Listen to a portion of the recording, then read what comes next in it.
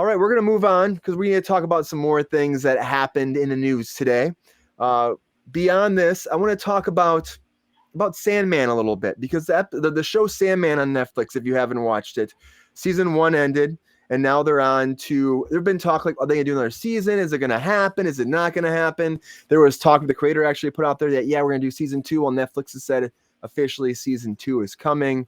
Sandman season 2 is going to happen. And here's a little bit what they had to say about, Alexander Park had to say about this, who actually plays Dante in the series. There is more Sandman coming in a really cool way, and it can take many forms. So we're starting shooting in the summer, and we're going to tackle the next huge chunk of stories in however long that might take. And I'm really excited to share the format of what that might be with everybody eventually. Yeah, and this is, again, one of those things we talked about even yesterday. We were talking about Wednesday, where it's like people are asking the actor, like, what's happening? Do you know what's happening? When are you coming back? Have you read a script? And it's like, guys, calm down, okay? Just calm down. Finished the first season a while ago, of course. It aired. They had to wait for approval. They're not going to be shooting for a while because it has to get approved first. People weren't even sure this was coming back. It is coming back now. He's not going to see scripts for a while. We're not going to know much about it for a while, but we do know that now it is officially coming back, which is, huge for a show like this. It did really well when it hit off, and I started watching it. I didn't get big into it. I kind of dropped off. I know that Sabrina and Jake actually watched all of it, so we can actually pick their brains about this a little bit more than me. I saw him naked in a ball, and I saw there's like ravens. I don't know. I tried watching a little bit, and I saw him with the hell stuff a little bit. I should probably try it again because I'm being told by multiple people that's great. Let's start with Jake. Jake, what do you think about season 2 happening, and what do you think about season 1? I'm cautiously optimistic, I guess would be a good way to put it. I watched all of season 1, and throughout the whole thing, there was a lot of stuff that I liked about it, but there was a lot of stuff that I was like, not that great, right? So not super stoked. Yeah, not super stoked, but I watched the whole thing for some reason, Normally, if something, like I said before, if I'm going to go feed the chickens, that's it. Like, game over. So I did not do that with this show. I watched the whole thing, and it was interesting. And I think the part that kept me going was every episode was almost like an entire story in itself, in a way. It kept the same storyline, but it was very segregated throughout as it went along. So very episodic in ways. Yes, it was, but like every character development and everything, that it didn't really carry over except for the dream world and like what was going on in his world. So any interaction that he had on Earth was all separated. So that was kind of interesting to me. And did you like him playing the character too? Was he good? Yes and no. I think, it was because his performance to me a little bit was weird. I guess it's just the broodiness of it, Right. Yeah, there were parts of it where I was just like, dude, bro, like, come on, like, stop pouting, Yeah, he has that face. He does have that pouty face. Yeah, you're right. You just want to slap him across the face and be like, smile, sucker. Like, it's not that bad. You're eternal, dude. Like, get over it. Life could be worse. Which maybe that's why it sucks, because he's always going to be cranky. I don't know, but I can see where the story could get better. If they all tie it together somehow. I don't really know. I'll watch. So it leaves it open for a season 2 in a way, right? Do they set a season 2 up? Yeah, I think they did. It could have went either way. I think a lot of these Netflix series are set up that way. This first season, they can either end and it's fine. It just kind of goes away and nobody cares. But if it gets enough traction, then they can somehow integrate it and keep it going. So it ended, and I remember thinking, I wonder if they will make a season 2. But I wasn't really super stoked if they did or didn't.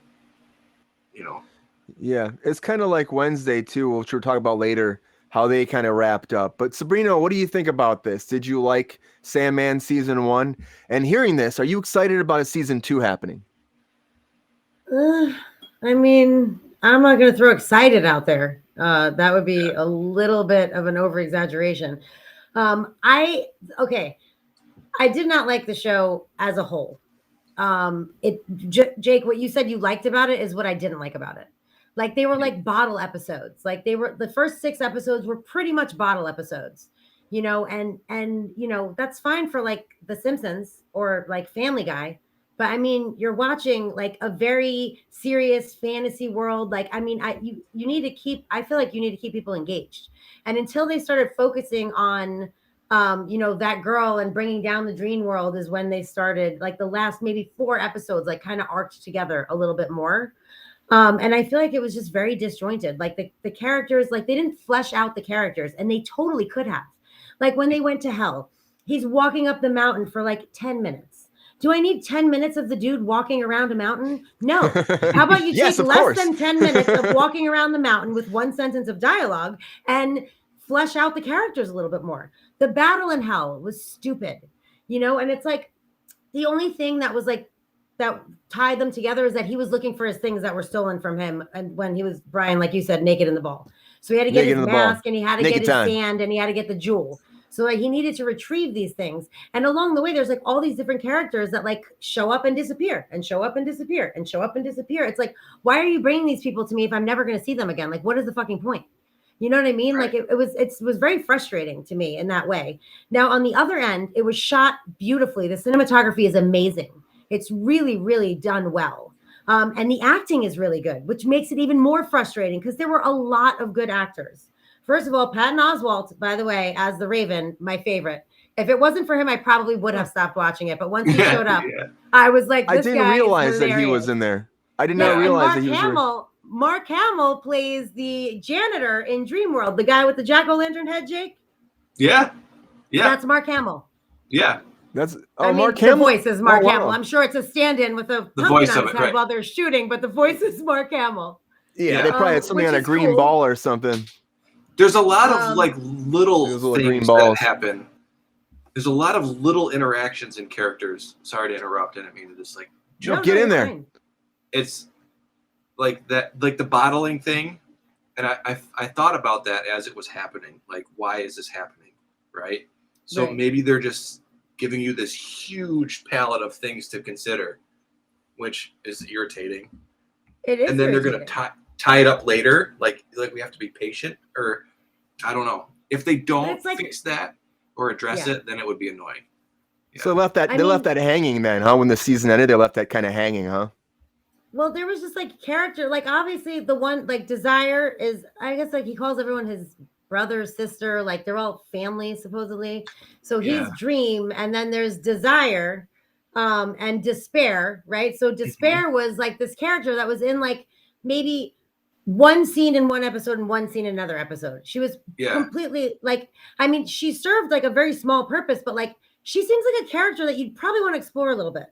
And Desire was obviously like, I'm not obviously, I'm sorry. Like if you watched it, obviously was like kind of a villain, and trying to be his undoing. And so like at the end, Desire was basically like, I will get you. This next plan is going to work basically. So it did leave you like, what's going to happen kind of, but also they didn't flesh out all of these people. Like even the Lucifer thing. I wish I knew her name.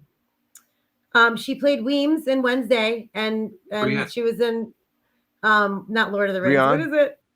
Brienne from Game of Thrones. Brienne of Tarth. Yeah, but what's her real name is like Gwendolyn something or whatever. She's an amazing actress. They could have given her like a better like palette of things to work with. Like it was. I'm gonna call her Brienne of Tarth. That was my that was my least favorite episode, and I really wanted it to be my favorite episode. It was very dumb. And then the girl who plays the librarian, I cannot pronounce her last name, but her first name is Vivienne. She was spectacular. I mean, like I said, a lot of really, really good acting, but just the story, just it was too vague. It was too disjointed for me. Like, until you got to the end and there was an arc and it was like a continuation. Then I started to get into it a little bit. But I mean, that was 6 episodes of bullshit first. You know what I mean? Right. And like lastly, Oh, someone's saying hi to you, Jake. Boom. I don't know who that is, but hi. Lastly, I thought that it was the comic books. Basically, it's based on comic books. Yeah, it's right? based off comic books. And they were like, so they grouped the comic books into volumes. So there's 10 volumes of these comic books, and they're 24 pages each comic book. So the series is like a very direct adaptation from the comic books. So like there's certain episodes that are literally word for word from the comic, which is fine for being true to it. But if you have to squeeze in a whole story in 24 pages, why would you carry that into a film where you have this huge budget and all of this space to explore? Why wouldn't you explore the characters more?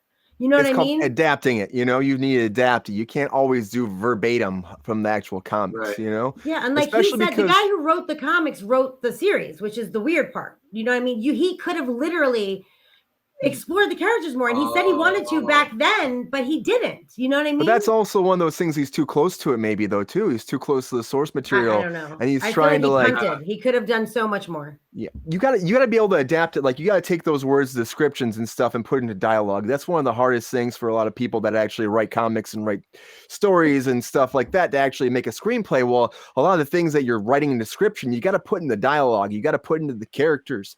And if he wasn't doing that, then you're gonna have problems, or you're gonna miss out great opportunities to actually showcase the material in a better way. So I just think that maybe that's what he was doing, but. It seemed like a good idea. It really did to me. And the fact that it's coming back means enough people liked it, and maybe it's somehow I will have to check out. The kombucha is back. That stuff's awesome. But that's one of those things. But that's one of those things too. Like when you're making something, you got to think about like, okay, this is a different platform now. It's not a comic book thing. I go back to the original Hulk movie where they try to make it a comic book. Like, oh, we're gonna do a comic book adaptation of the Hulk. So they actually had it like edited like a comic book strips and stuff like that. It didn't really play well. It just didn't play well. It's goofy. It was too cartoony. So there's a certain aspect where it's great material, but you got to revamp it for the actual theatrical story as opposed to an actual written form. It's a lot different. So I think that might have hurt it in a way. And that way, but me, I was kind of, again, like you're saying too, it took a while to get into it. Maybe that's why I was bored initially in the beginning. I'm like, please do something. It's very like, slow. I know it's slow. Yeah. There's not a lot of action.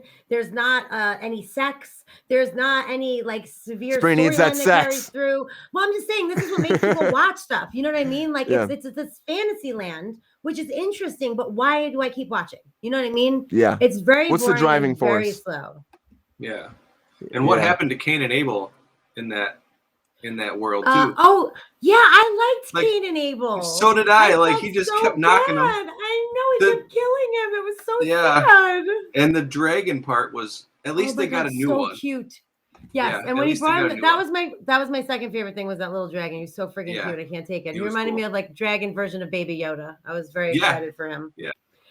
And also the dude who he met in the bar like every year from like that every 100 years they would meet up at the bar. Like the author actually said in the 80s when he wrote the comic that he would love to have their story go on indefinitely, but yet he crushed it in the series. He just wrote exactly what he wrote in the 80s. And that was it. Like, why wouldn't you explore that relationship? That character, that was so interesting to me. That was one of the most interesting things. Yeah, me too. Like you have a lot of opportunity there. Yeah. And that was really exciting for me. Yeah.